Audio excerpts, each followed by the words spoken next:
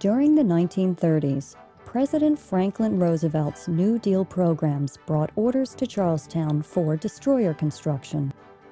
More orders followed as the menace of fascism in Europe and military expansionism in Asia threatened world peace.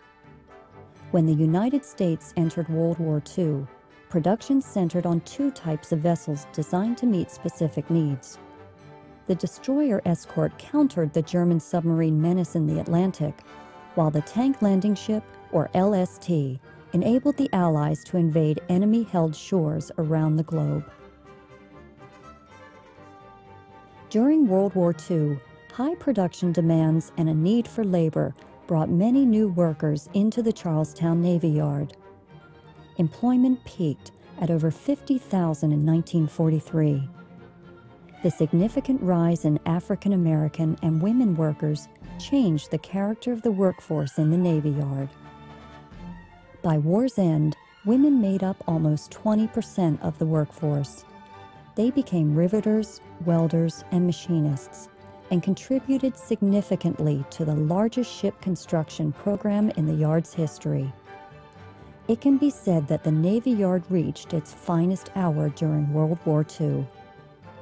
After the war, the Navy found itself with a large surplus of ships, many of which Navy Yard workers converted to carry advanced systems such as sonar and guided missiles.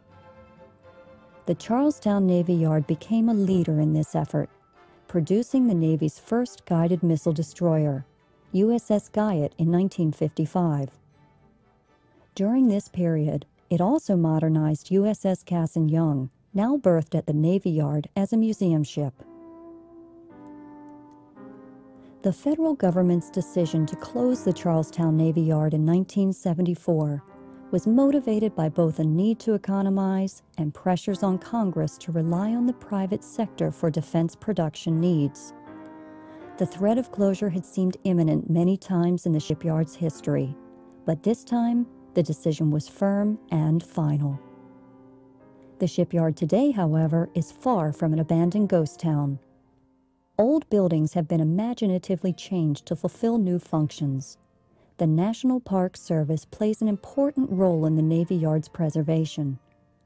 In 1974, approximately 30 acres of the shipyard were set aside as part of Boston National Historical Park.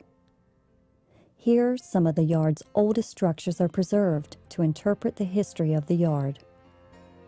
Dry Dock Number 1 is used by the National Park Service to restore and maintain USS Cassin Young and is available to the Navy for the maintenance and repair of USS Constitution.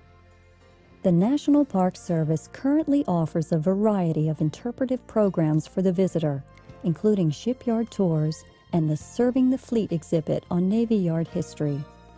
There are tours of the destroyer Cassin Young, explanations of how the men and women of the yard actually built the ships, and there are special reenactments so that the public may better understand what happened here.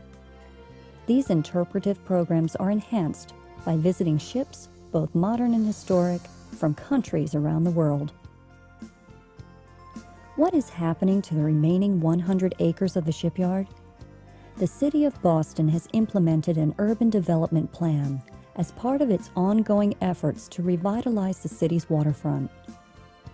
This transformation of the Navy Yard's historic mills and factories into housing, research laboratories, offices, shops, and museums preserves our industrial heritage. What was once a closed military establishment is now a recreational area for the community and a vibrant living space.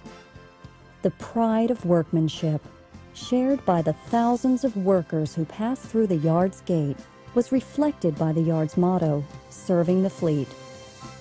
Now, the Charlestown Navy Yard serves the public in ways unforeseen by its former workers. Welcome to the Charlestown Navy Yard.